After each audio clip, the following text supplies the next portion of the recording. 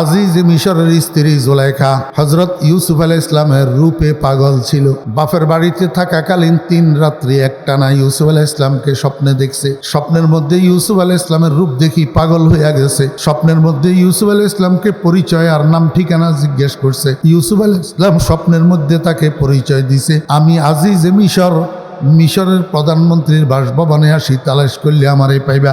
জুলাইখা মা বাপ দেশ খেস মাল দৌলত ইজ্জত সম্মান সব সারি মিশর আসি গেছে আজিজে মিশরকে পাওয়ার জন্য। এখানে আসি দেখে মিশরের প্রধানমন্ত্রী তো বাসভবনে ঠিক মতো আছে, কিন্তু এই চেহারা স্বপ্নে দেখা বন্ধুর চেহারা না, স্বপ্ন দেখা চেহারার সাথে মিল নেই। আমার বেয়েরা দোস্ত আবাব সখী একটা ছিল জুলাইখার সাথে। সখী কয়, জুলাইখা একটা কাজ কর, এই আজিজে মিশরের কাছে বিয়ে বসিয়ে এখানে থাকি যা। তোর বন্ধু যখন তোকে বলছে মিশরের প্রধানমন্ত্রী, এটা তো প্রধানমন্ত্রীদের সরকারি বাসভবন, একদিন না একদিন সে প্রধানমন্ত্রী হইয়া এখানে আসবে। এখন আবার যদি বাড়িতে মুলকে শাম চলে যাবি তো বন্ধুর দেখা জীবনে আর পাবি না, এটার কাছে বিয়ে বসিয়ে এখানে থাকি যা। জুলাইখা রাজি হইয়া গেছে, আজিজে মিশরের সাথে বিয়ে হইছে। কিন্তু বিয়ে হইলে কি হবে, আল্লাহ পাকের ইচ্ছা তো ভিন্ন রকম। আল্লাহ পাক জুলাইখাকে অন্য কারো দ্বারা ব্যবহার করাবে না, এটা ইউসুফ আলাইহিস সালামের আমানত। এমনি আজিজে মিশরের সাথে বিয়েটা হইছে,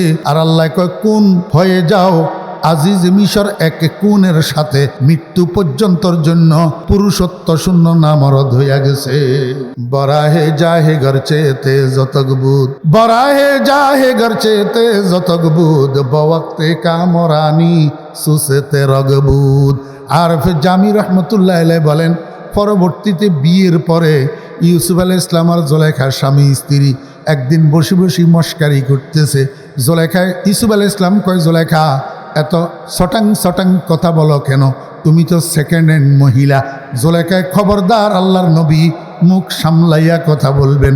আমার বিয়ে হইতে পারে, স্বামী থাকতে পারে, কিন্তু আমি সেকেন্ড হ্যান্ড হই নাই।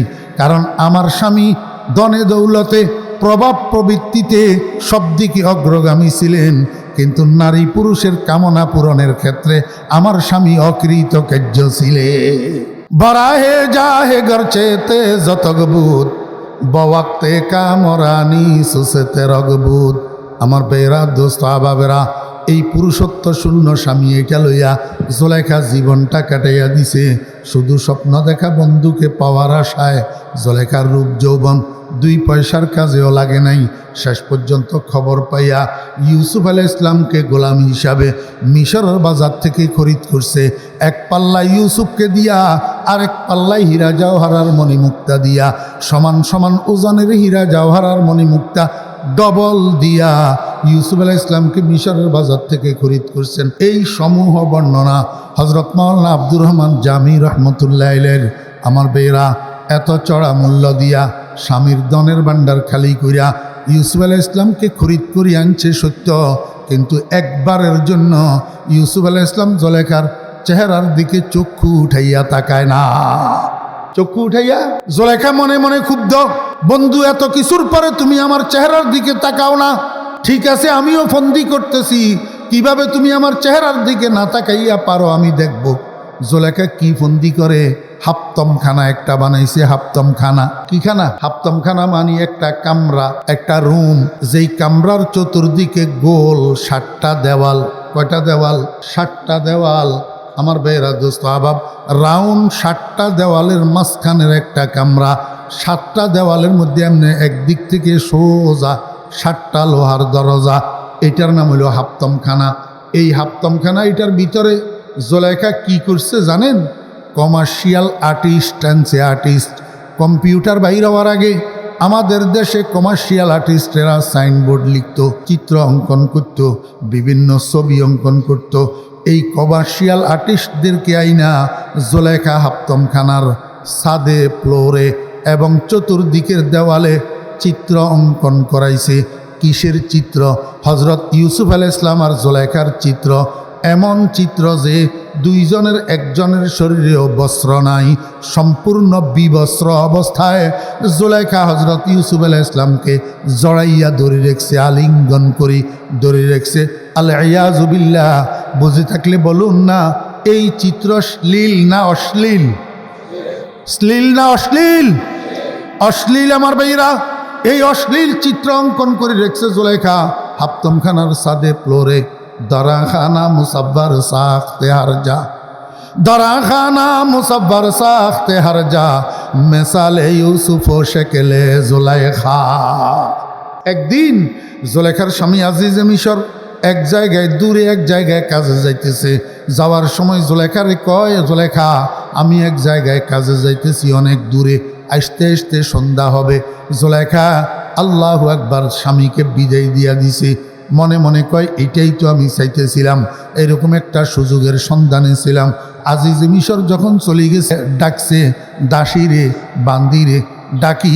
বান্দির হাতের মধ্যে 7টা লোহার তালা দিছে আর বলছে, ও দাসী, আমরা যখন ভিতরের রুমে যাইয়া প্রবেশ করব, তুই এক একটা তালা এক একটা দরজার বাহির থেকে লাগাইয়া দিবি।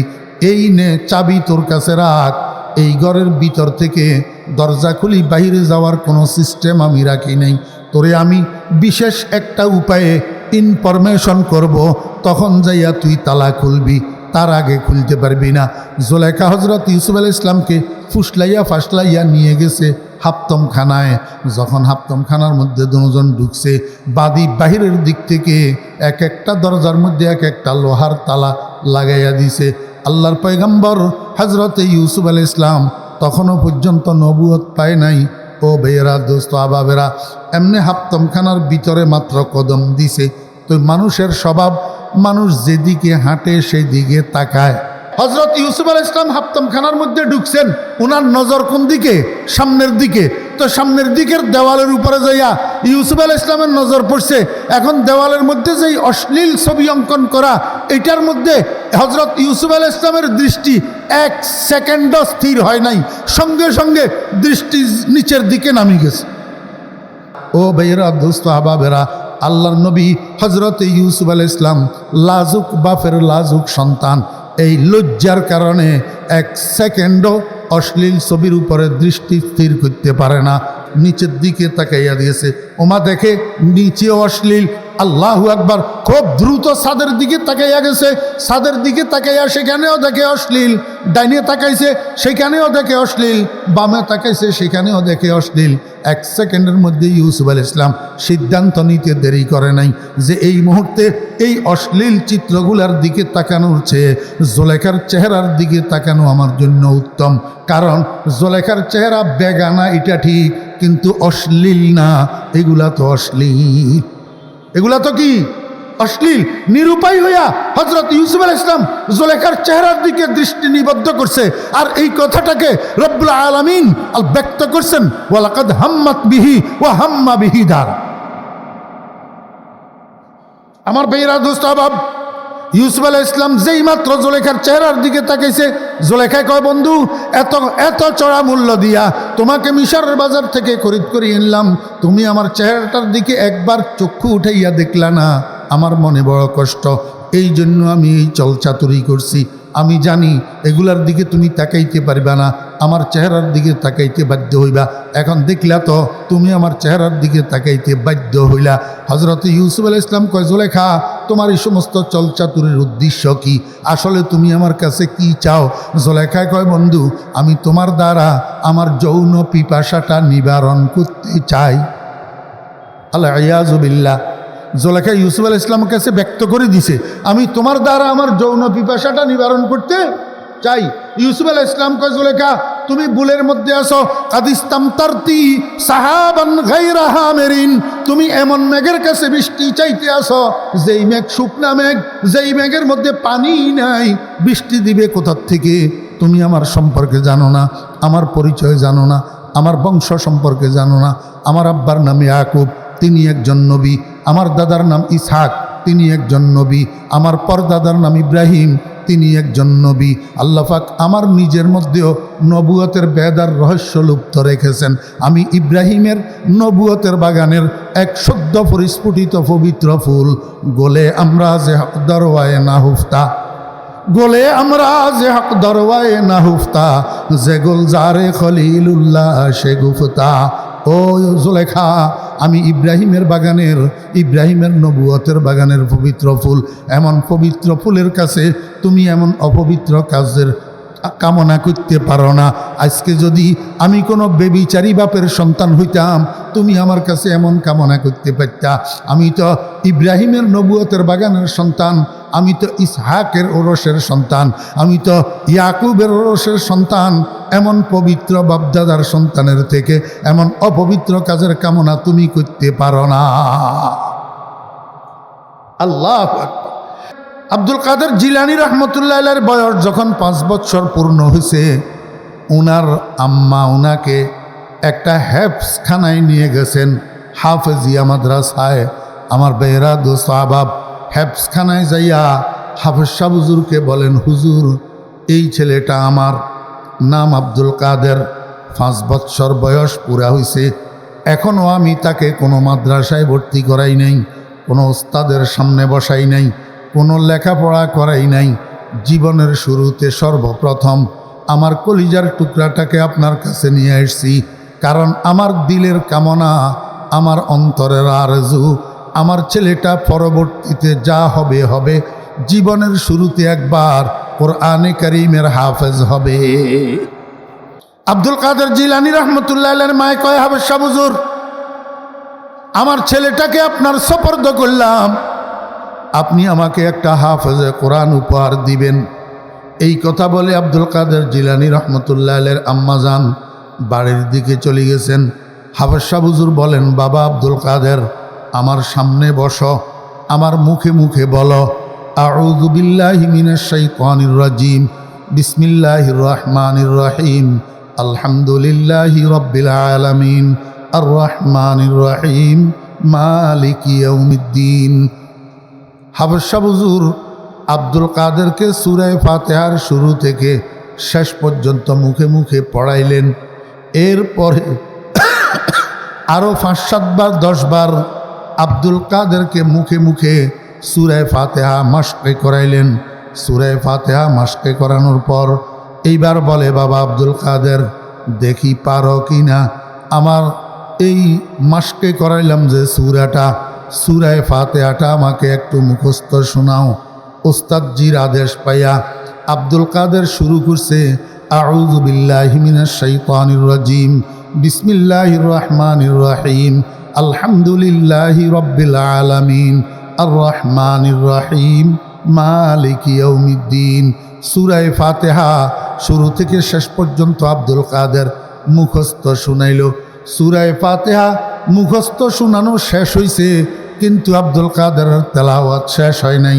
আব্দুল কাদের এবার সামনের দিকে চলে, বিসমিল্লাহির রহমানির রহিম, আলিফ লাম মিম, যালিকাল কিতাব লা রাইবা ফীহি হুদাল লিল মুত্তাকিন। আব্দুল কাদের সূরা বাকারার শুরু থেকে তেলাওয়াত শুরু করছে, আর শুরু করছে তো করছে, থামে না। আলা ইখতিলাফিল আকওয়াল, এক বর্ণনা অনুযায়ী 11 পারা, আরেক বর্ণনা অনুযায়ী 18 পারা। আমার ভাইরা একেবারে 18 পারাতে যাইয়া তারপরে থামছে। এদিকে হাফেজ সাহেব হুজুর ভিতরে ভিতরে অবাক, ব্যাপারটা কি? মাই কইল কোনো মাদ্রাসায় পড়ে নাই, কোনো শিক্ষকের সামনে বসে নাই, এখন ছেলে দেখি আমি পড়াইলাম সূরা ফাতিহা আর আমাকে শুনাইয়া দিল 18 পারা। কারণটা কি? এই কে আছো? আব্দুল কাদেরের মাকে একটু সংবাদ দাও তো। আব্দুল কাদের জিলানী রহমতুল্লাহ আলাইহির আম্মা জানাইছেন, হাফেজ সাহেব হুজুর কয়, বোন আপনি আমার সাথে মিথ্যা কথা বললেন কেন? কয়, হুজুর কি মিথ্যা কথা বলছি? কয়, আপনি না বললেন আপনার আব্দুল কাদের কোনো মাদ্রাসায় ভর্তি হয় নাই, কোনো ওস্তাদের সামনে বসে নাই। এখন আমি আব্দুল কাদেরকে শুধু সূরা ফাতিহাটা মাশকে করাইয়া শুনাইতে বললাম, আর সে আমাকে 18 পারা কোরআন শরীফ মুখস্থ শুনাইয়া দিল। তাহলে বলুন আব্দুল কাদের 18 পারার হাফেজ কেমনে হইল?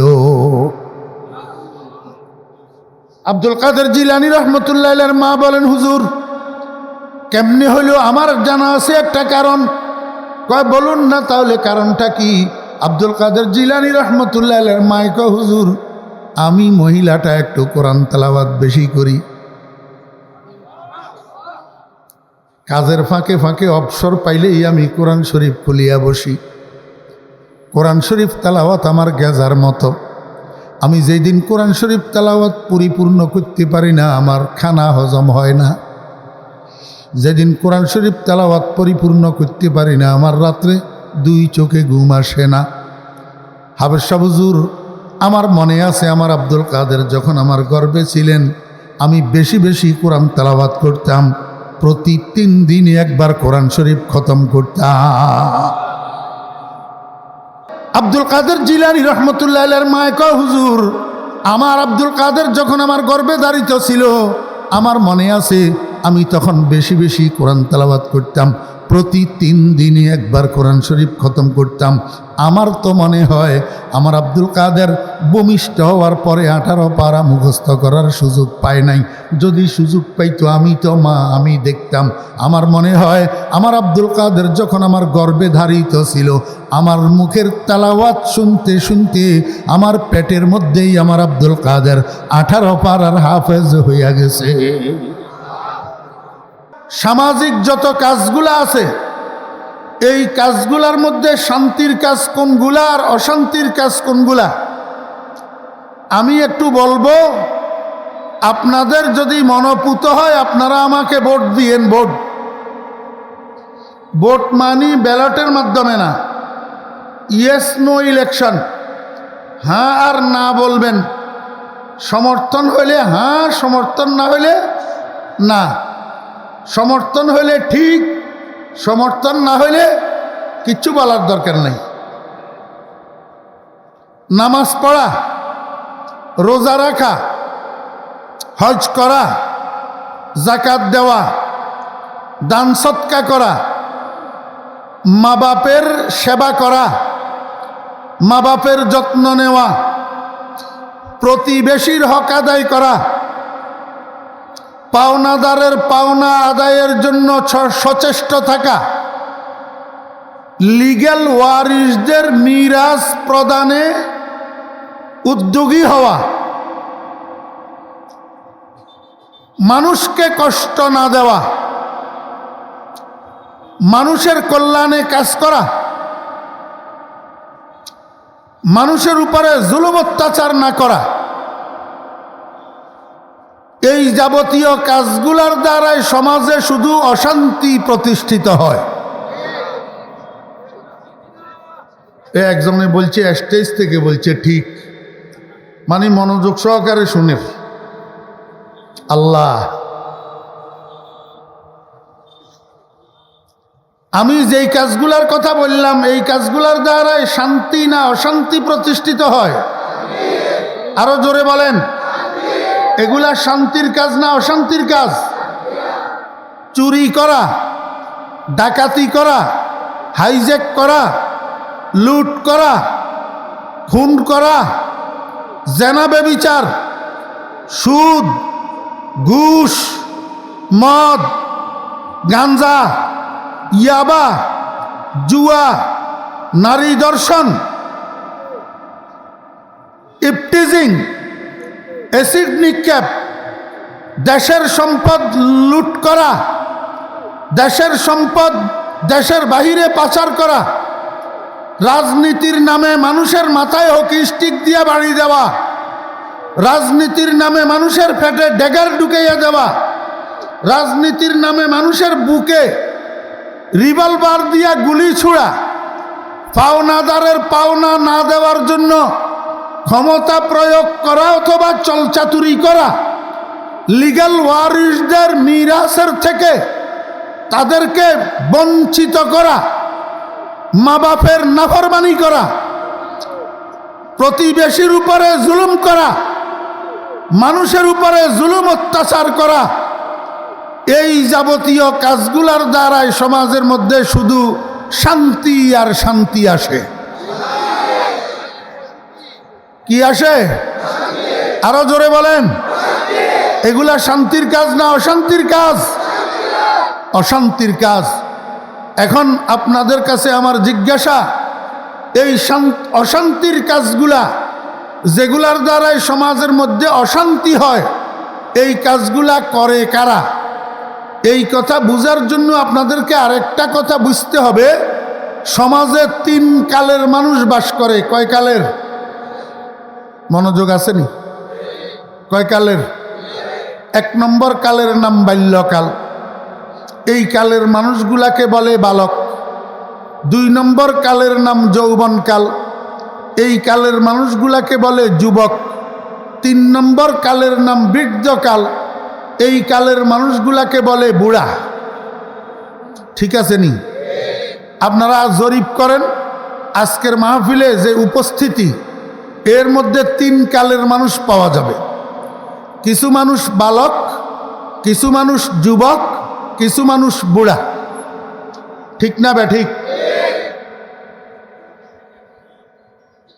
আমি আপনাদেরকে জিজ্ঞেস করব, সমাজের মধ্যে যেই কাজগুলার দ্বারায় অশান্তি হয়, এই কাজগুলা সমাজের বুড়া মানুষেরা করে,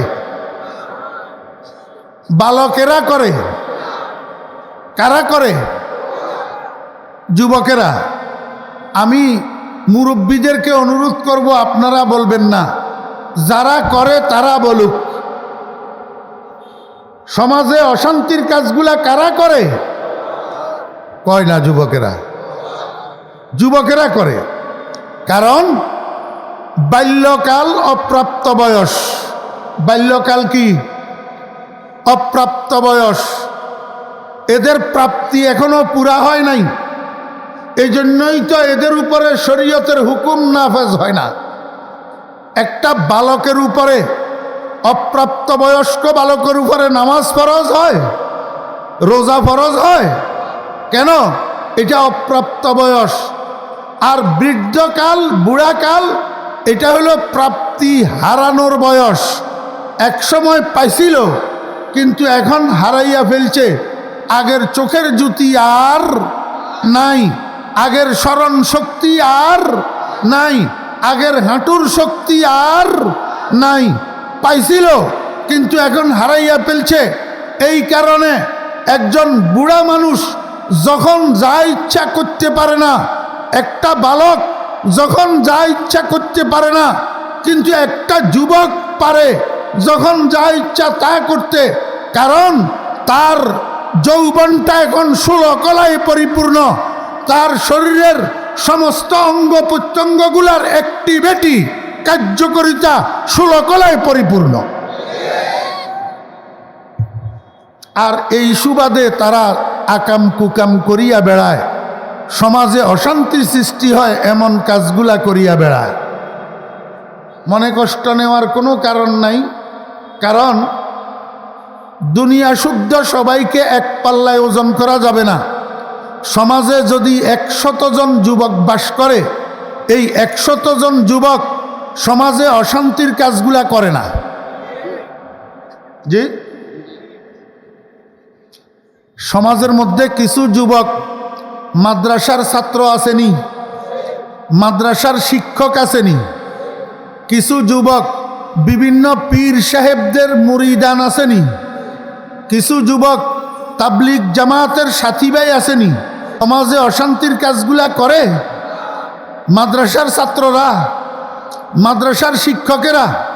চুরি, ডাকাতি, হাইজ্যাক, রাহাজানি, নারী দর্শন, ইফটিজিং, অ্যাসিড নিক্ষেপ, মদ, গাঁজা, ইয়াবা, মানুষের উপরে জুলুম আর নির্যাতন, রাজনীতির নামে মানুষ খুন, এগুলার সাথে মাদ্রাসার ছাত্র শিক্ষকদের সম্পর্ক আছে?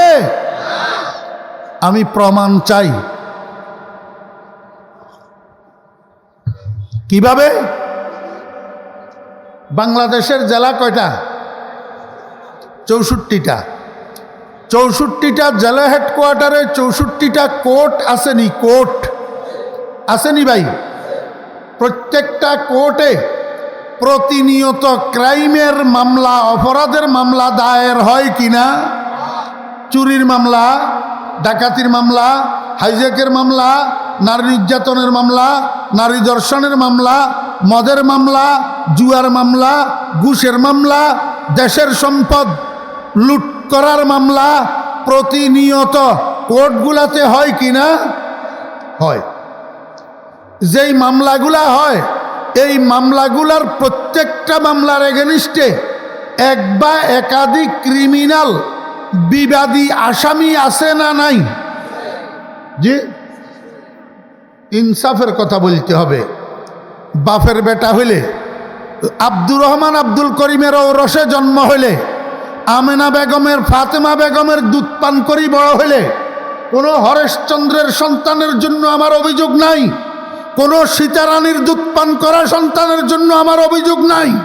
আমার অভিযোগ আব্দুর রহমান আব্দুল করিমের সন্তানের জন্য, আমেনা বেগম ফাতেমা বেগমের সন্তানের জন্য। বুকে হাত দিয়া বলতে হবে ইনসাফের সাথে। বাংলাদেশের 64 জেলায় 64টা কোর্ট, প্রত্যেকটা কোর্টে প্রতিনিয়ত ক্রাইমের মামলা দায়ের হইতে আছে এবং এই মামলাগুলার এক বা একাধিক আসামি আছে। আমি আপনাদেরকে বলবো, কোনো বাপের বেটা আছেন 2022 সালের শেষ মাস ডিসেম্বর মাস 31 দিনে অতিবাহিত হয়েছে। 2022 সালের ডিসেম্বর মাসের 31 দিনকে জরিপ করা হোক। বাংলাদেশের 64 জেলার 64টা কোর্টে 2022 সালের ডিসেম্বর মাসের 31 দিনে এক মাস যত মামলা দায়ের হয়েছে, এই মামলাগুলার যারা আসামি আছে, বিবাদী আছে, ক্রিমিনাল আছে, এর মধ্যে মাদ্রাসার ছাত্র শিক্ষক শতকরা কত % পাওয়া যায়? এই জন্য আমি বলি, সমাজে 100 জন যুবক যদি বসবাস করে, ওই 100 জন যুবক সমাজে অশান্তি সৃষ্টি হয় এমন কাজগুলা করে না। সমাজে কিছু আল্লাহওয়ালা, কিছু দিনদার পরেজগার যুবকও থাকে, এরা কিন্তু এই অশান্তির কাজগুলা করে না। আমার ভাইয়েরা, দোস্ত আহবাব, অশান্তির কাজগুলা যে সমাজে করে এমন যুবকের সংখ্যা অত্যন্ত নগণ্য। 100 জনের মধ্যে 10 জন যদি ক্রিমিনাল হয়, 10 জন যদি সমাজে অশান্তির কাজগুলা করে, যথেষ্ট। সমাজ অশান্ত হওয়ার জন্য যথেষ্ট, আর লাগে না। আমার বেয়েরা দোস্ত আহবাব, তাহলে আমি আপনাদেরকে জিজ্ঞেস করব, সমাজে অশান্তির কাজগুলা কোন সে সমস্ত যুবকেরা করে? ওই সমস্ত যুবকেরা করে যারা নষ্ট যৌবনের বাহক হয়, যারা নষ্ট যৌবনের বাহক হয়, যারা নষ্ট যৌবন বহন করিয়া বেড়ায়, যাদের যৌবনটা কারণে অকারণে নষ্ট হইয়া যায়, এই যুবকেরা সমাজে অশান্তির কাজগুলা করে।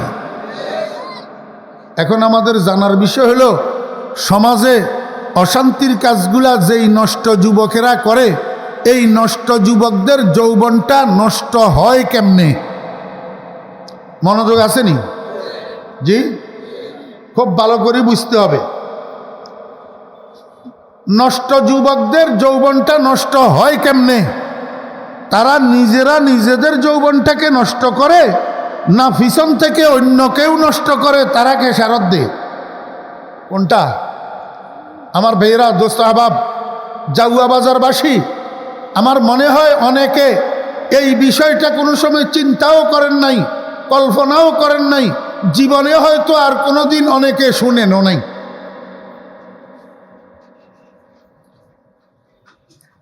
নষ্ট যুবকদের যৌবনটা নষ্ট হয় কেমনে? কারা নষ্ট করে?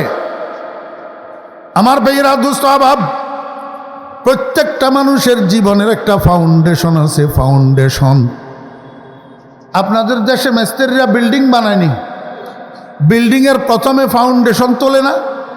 প্রথমে বেইজ ঢালাই দেয়, বেইজের উপর এবার শর্ট ফিলার উঠায়, শর্ট ফিলারের উপরে গ্রেড বিম তৈরি করে।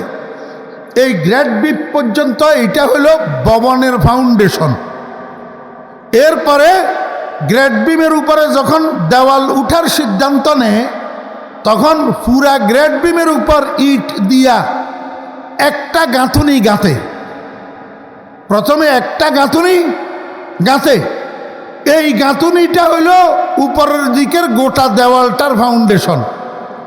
এই জন্য প্রথম গাঁথুনিটা গাঁথার সময় রাজমিস্ত্রিরা এটাকে গুরুত্ব সহকারে একটু সাবধানতার সহিত এমনি দোনো দিকে সুতা বাঁধি প্রত্যেকটা ইটাকে সুতার সাথে লাগাইয়া লাগাইয়া সুতে সুতে সোজা কইরা গাঁথার চেষ্টা করে, কারণ তারা বুঝে এই প্রথম গাঁথুনির একটা ইট যদি আধা ইঞ্চি বাঁকা বসে তো 15 ফুট পর্যন্ত দেওয়ালটা বাঁকা উঠবে।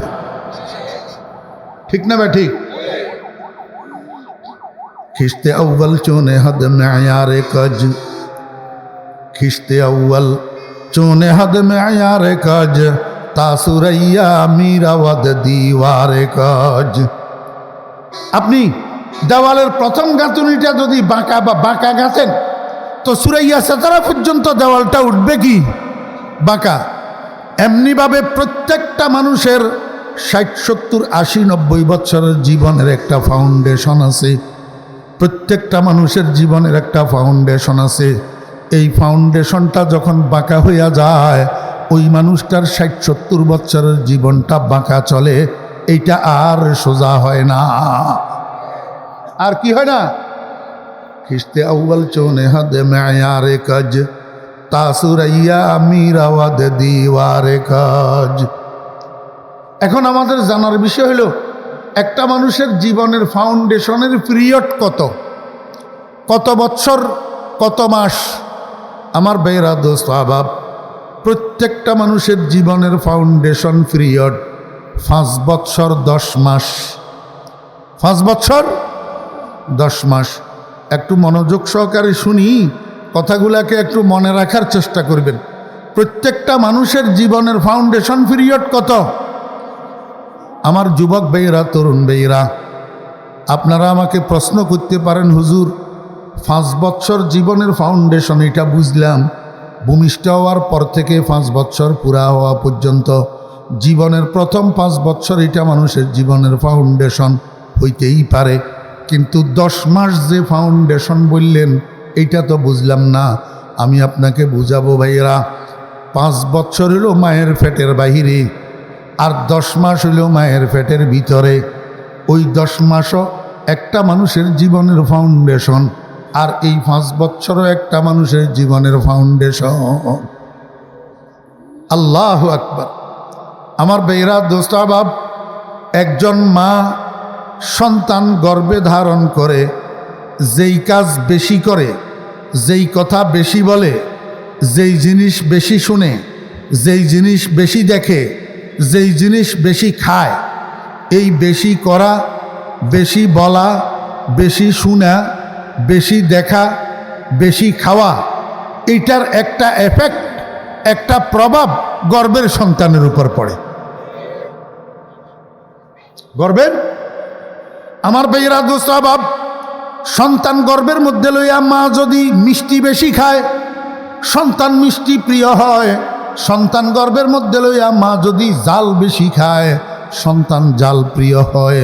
সন্তান গর্ভের মধ্যে লইয়া মা যদি পর্দা পুশিদার সহিত চলে, লজ্জা শরমের সহিত চলে, আমার বেয়েরা দোস্ত আহবাবেরা, নেক কাজ বেশি বেশি করে, কোরআন তেলাওয়াত বেশি বেশি করে, জিকির আজকার বেশি বেশি করে, আল্লাহু আকবার, এই মায়ের পেটের সন্তান ভূমিষ্ঠ হওয়ার সময় মেধাবী ট্যালেন্টার জকি হইয়া ভূমিষ্ঠ হয়।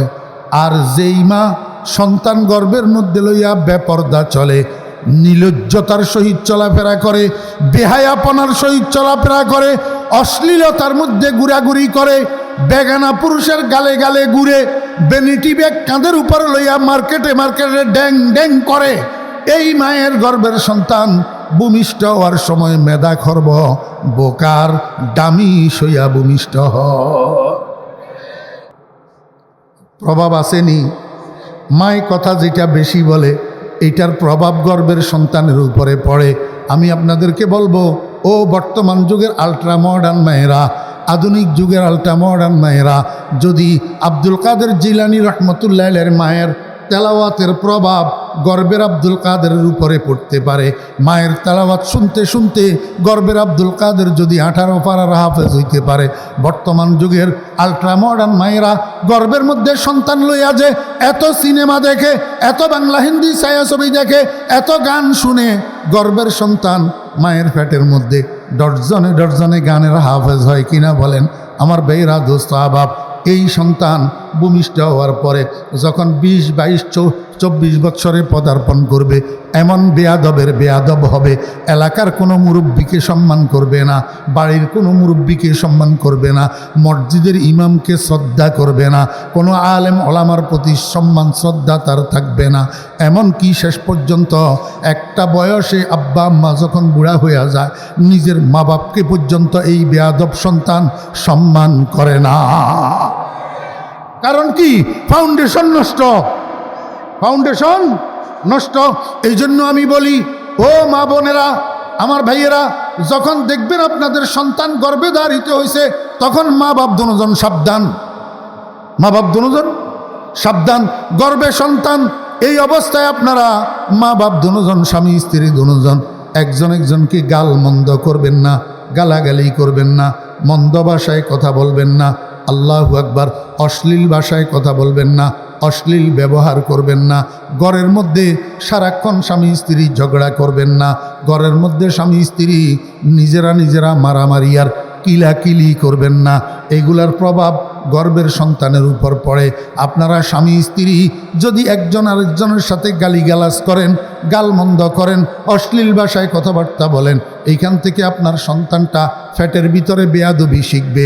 আপনারা স্বামী স্ত্রী দুজন যদি ঘরের মধ্যে প্রতিনিয়ত ঝগড়া করেন, এইখান থেকে আপনার সন্তান, আল্লাহু আকবার, সন্ত্রাস শিখবে, সন্ত্রাস। আপনারা স্বামী স্ত্রী যদি গর্ভের মধ্যে সন্তান থাকা অবস্থায় স্বামী স্ত্রী কিলাকিলি আর মারামারি করেন, সন্তান ফ্যাটের ভিতরেই খুন খারাপির ট্রেনিং লইয়া বাইর হবে, খুন খারাপির ট্রেনিং লইয়া বাইর হবে। দেখবেন রাজনীতির নামে এই পোলা মানুষ মারা ছাড়া আর কিছু বুঝবে না। আল্লাহ আমার ভাইরা, দোস্ত আহবাব, এই 10 মাস আপনার সন্তানের ফাউন্ডেশন, এটাকে সঠিকভাবে গড়ি উড়াইতে হবে যাতে সন্তান নষ্ট না হয়। এরপরে সন্তান যখন ভূমিষ্ঠ হবে, এই ভূমিষ্ঠ হওয়ার প্রথম দিন থেকে 5 বছর বয়স পুরা হওয়া পর্যন্ত আপনার সন্তানের জীবনের ফাউন্ডেশন, এটাকে সঠিকভাবে গড়ি উঠাইতে হবে। কেমনে গড়ি উঠাবেন? 1 নম্বর, সন্তান ভূমিষ্ঠ হওয়ার সাথে সাথে আল্লাহর হাবিবের সুন্নত, ডান কানে আজান দিবেন, বাম কানে একামত দিবেন। কেমনে দিবেন? ও দোস্ত, এত বেশি মুসলমান এখানে আজকে একত্রিত হয়েছেন, সব জায়গায় তো এতগুলা পাওয়া যায় না। আমি একটু শিখাইয়া দিই। সন্তানের এইভাবে হাতের উপরে নেবেন, এটা বাপের দায়িত্ব। কার দায়িত্ব? বাপের দায়িত্ব। অন্য কেউ দাদায় নানায় দিলেও আদায় হইয়া যাবে। এইভাবে হাতের উপরে নেবেন। সন্তানের মাথাটা বাম হাতে রাখবেন, পাওগুলা ডাইন হাতে রাখবেন। এতে করে সন্তানের ডাইন কানটা আপনার মুখের কাছে থাকবে। এবার আপনি পরিপূর্ণ আজানটা দেন। আজান শেষ হইলে এইবার সন্তানের ঘুরাই মাথাটা ডাইন হাতে নেন, পাওটা বাম হাতে নেন। এতে করে সন্তানের বাম কানটা আপনার মুখের কাছে থাকবে। এবার পুরা একামতটা দেন। আমার বেয়েরা, দোস্ত আহবাবেরা, এই আজান একামত দেওয়ার জন্য নবীজি আমাদেরকে কেন শিক্ষা দিলেন? একটা কারণ, আজান একামতের খোলাসা 3টা জিনিস। 1 নম্বর তাওহীদ, 2 নম্বর রেসালত, 3 নম্বর দাওয়াত ইলা সালাহ। আজান একামতের খোলাসা কয়টা? 3টা। আপনি সন্তানের জীবনের শুরুতে ডান কানে আজান আর বাম কানে একামত দেওয়ার মানই হলো আল্লাহু আকবার। কানের মধ্যস্থতায় আউয়ালু মা ইয়াকরাউস সামআ ইয়াস্তাকিরু ফিল কলব, মানুষের কানের উপরে প্রথম যেই কথাটা বাড়ি খায় সেটা তার কলবের মধ্যে যাইয়া জমা হয়। ও ভাইয়েরা, জীবনের শুরুতে আপনার সন্তানের কলবের মধ্যে তাওহীদ ঢুকাইয়া দিলেন, রেসালত ঢুকাইয়া দিলেন, দাওয়াত ইলা সালাহ ঢুকাইয়া দিলেন। এইটার অ্যাকশন কি জানেন? 90 বছর পর্যন্ত আপনার সন্তান এটা জীবন ধারণ করবে। হয়তো নফসের দোকায়, শয়তানের দোকায় নামাজ একটু কম পড়লো, রোজা একটু কম রাখলো, কিন্তু এই সন্তানের মুখের থেকে ইসলামের বিরুদ্ধে, কোরআনের বিরুদ্ধে, আল্লাহ রাসূলের বিরুদ্ধে, নামাজের বিরুদ্ধে বিবৃতি বাইর হবে না। বিবৃতি বাইর হবে না। আমার ভাইরা, দোস্ত আহবাব, এরপরে 2 নম্বর, সন্তানের যখন 12-13 মাস বয়স হবে, সন্তানের যখন 12-13 মাস বয়স হবে, আস্তে আস্তে মুখ ফুটবে, দাদা, বাবা, একটা একটা শব্দ যখন মুখ ফুটবে তখন আপনি আব্বার দায়িত্ব সন্তানের কোলের মধ্যে নিয়া সন্তান যখন বলবে দাদা আপনি তখন শুনিয়া শুনিয়া বলবেন আল্লাহ আল্লাহ আল্লাহ। এই সন্তানেরে আপনি আল্লাহ শব্দ শিক্ষা দেন। এরপরে আস্তে আস্তে সন্তানের মুখ আরেকটু যখন পরিষ্কার হবে তখন সন্তানের আপনি শিখান লা ইলাহা ইল্লাল্লাহ লা ইলাহা ইল্লাল্লাহ। আরেকটু যখন মুখ পরিষ্কার হবে এবার পুরা কলমা শিখান লা ইলাহা ইল্লাল্লাহু মুহাম্মাদুর রাসূলুল্লাহ। পুরা কলমা শিখান। আমার বেহরা দোস্ত আবাব আর কিছুদিন গেলে আস্তে আস্তে বয়স যখন 2-2.5 বছর হবে একটু একটু হাঁটতে পারে একটু একটু কথা বলতে পারে এই সময়ের মধ্যে আপনি সন্তানের শিখান আসসালামু আলাইকুম আসসালামু আলাইকুম। যতবার ঘরে ঢুকবেন সন্তান আপনার সামনে পড়বে আপনার সালাম সন্তানে বুঝুক আর না বুঝুক উত্তর দিতে পারুক আর না পারুক আপনি সালাম দিয়া ঘরে ঢুকেন সালাম দিয়া ঘরে ঢুকেন। অদুস্থ বাহির হওয়ার সময় সন্তানের বাই বাই টাটা এগুলা শিক্ষা দিয়েন না সন্তানের আল্লাহ হাফেজ খুদা হাফেজ এগুলা শিক্ষা দেন। ও বেয়েরা দোস্ত আবাব সন্তানের আব্বা আম্মা চাচু চাচি এগুলা শিখান। খবরদার ডাইডি আঙ্কেল আন্টি এগুলা শিখাইয়েন না। এগুলা আমি বিরোধিতা করতেছি ভাষার বিরোধিতা নয় ভাষার বিরোধিতা নয় ভাষা আল্লাহর রহমতে প্রয়োজন মতো আমরাও জানি ইংরেজির বিরোধিতা নয়। ইংরেজি আমার প্রয়োজন কীরকম প্রয়োজন ওরে ভাত খাওয়ার সময় লবণ যেরকম প্রয়োজন ভাত খাওয়ার সময় লবণ যেরকম প্রয়োজন আপনি ভাত খাওয়ার সময় তরকারি যতটুক নেন লবণ ততটুক নেন। জি লবণ যদি তরকারির পরিমাণে সমান সমান নেন ভাত এগুলা খাওয়ার উপযুক্ত হবে না অখাদ্য হবে অখাদ্য হবে খানা নষ্ট করবে। আমার বেয়েরা অধিক পরিমাণ প্রয়োজনের অতিরিক্ত লবণ যেরকম খাদ্য নষ্ট করে অধিক ইংরেজি প্রয়োজনের অতিরিক্ত ইংরেজি প্রিয়তা মুসলমানের ঈমান নষ্ট করে। কি শিখাবেন আব্বা আম্মা না ডাইডি আঙ্কেল? আল্লাহু আকবার। আমার ভাইয়েরা দোস্ত আবাব এইভাবে আর কিছুদিন যাওয়ার পরে সন্তান ঘরের মধ্যে যখন দাঁড়াইয়া দাঁড়াইয়া সনসন করে পেশাব করা শুরু করবে মা আস্তে করে বসাইয়া দিবে বলবে বাবারে আমরা মুসলমান দাঁড়াই পেশাব করতে পারবো না। সন্তান যখন পশ্চিম দিকে ফিরিয়া পেশাব করা শুরু করবে মা আস্তে করে ঘুরাইয়া দিবে শিখাইয়া দিবে। এইভাবে 5 বছর পুরা হওয়া পর্যন্ত মা বাপ দুজনে সন্তানের ফাউন্ডেশনটাকে সঠিকভাবে গড়ে তুলবে। আল্লাহর রহমতে এই সন্তান আপনার আমার জন্য জিনাতুল হায়াতির দুনিয়া হবে আমাদের জন্য সুখের কারণ হবে সম্মানের কারণ হবে। আর যদি সন্তানের ফাউন্ডেশন ঠিকমতো গড়ে তুলতে না পারেন তো আলমাল ইন্নামা আমওয়ালুকুম ওয়া আওলাদুকুম ফিতনা কবরে হাসরে দুনিয়াতে আখিরাতে এই সন্তান আপনার বেইজ্জতির কারণ হবে। ওয়া আখিরু দাওয়ানা আনিল হামদুলিল্লাহি রাব্বিল আলামিন। আসসালামু আলাইকুম ওয়া রাহমাতুল্লাহি ওয়া বারাকাতুহু।